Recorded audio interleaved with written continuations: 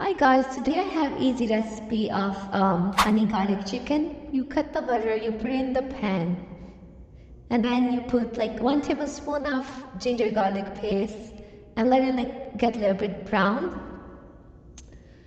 And then of course don't burn it. And then add some garlic sauce like any you can buy from any store. I use this one. And then add some ketchup.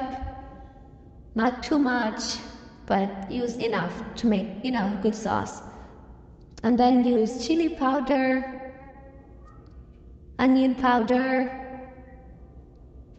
and I use this because I don't have chili flakes.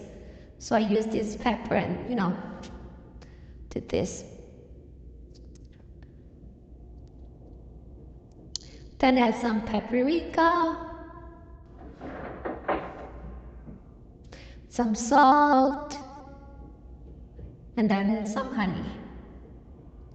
So delicious. I didn't use the fresh chicken wing. I used that I buy from, restaurant people. I put an oven on 350, get them cooked, and then mix them in the sauce you made.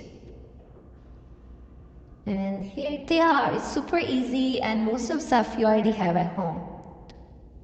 Enjoy!